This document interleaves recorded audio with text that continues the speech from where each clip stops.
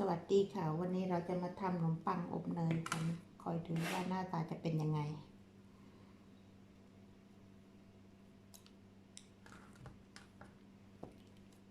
ขั้นแรกเราตัดขอบข้างๆออกให้หมดค่ะ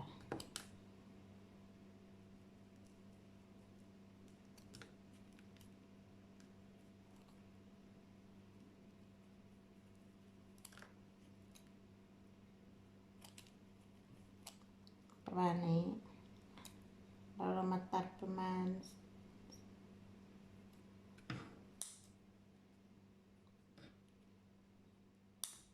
3 ชิ้นประมาณนี้น่าจะได้ค่ะ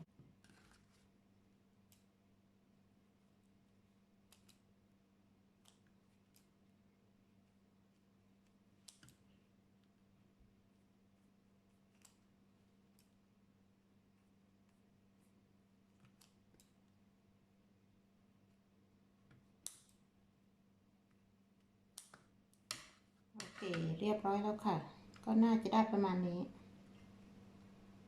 เสร็จแล้วเราจะเอาไปอบ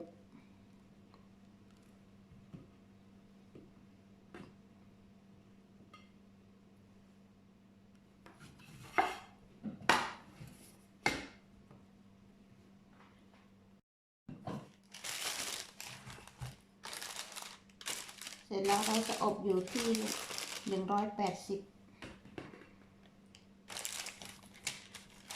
ให้ขนมปังแห้งเสร็จแล้วเรามาทานเนยกัน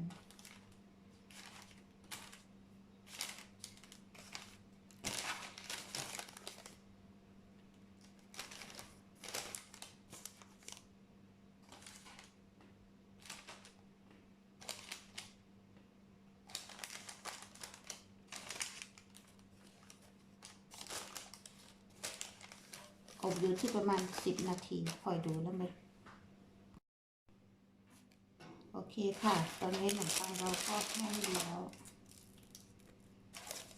น่าจะใช้ได้แล้วค่ะเนี่ย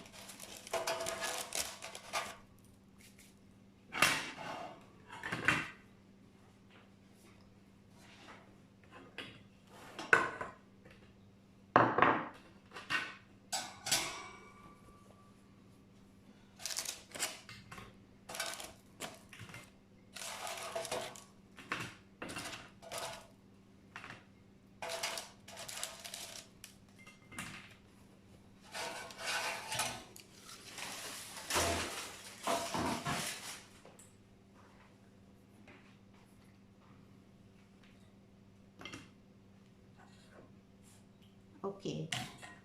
ตอนนี้เรามีเนยแล้วก็น้ำตาลเราจะมาชุบน้ำตาล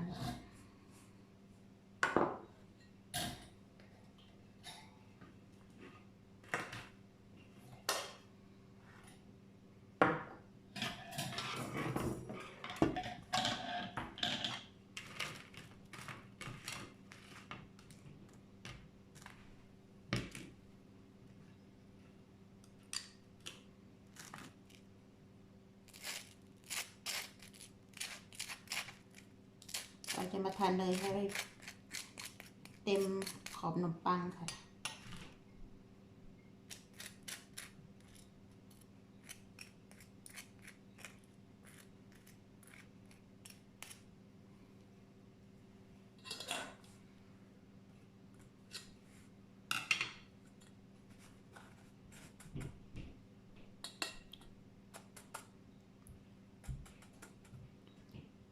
แล้วเราก็มาชุบด้วย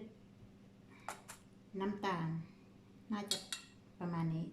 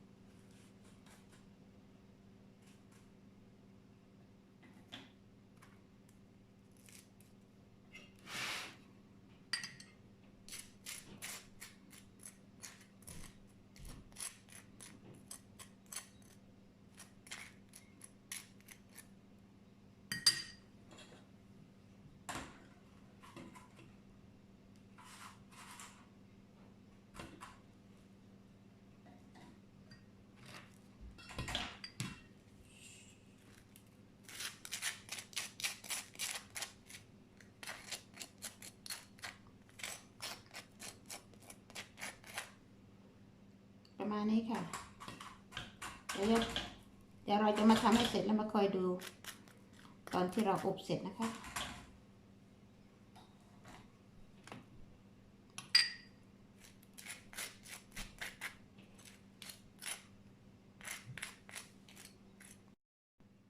โอเค ตอนนี้เราทาเนยเรียบร้อยแล้วนะคะ กับน้ำตาล แล้วเราจะไปเอาไปอบอีก ประมาณ10 นาทีคอยดูว่าจะเป็นยังไง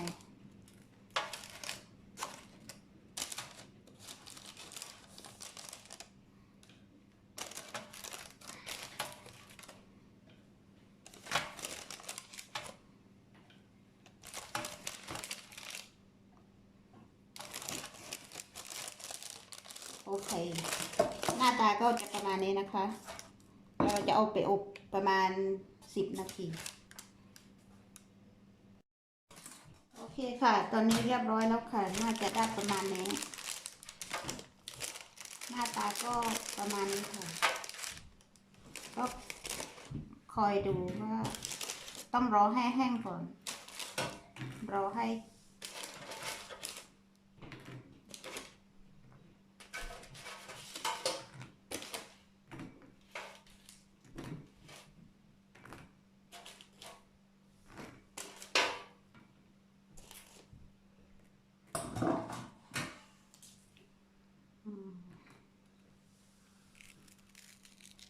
ก็ถือว่าใช้ได้ค่ะ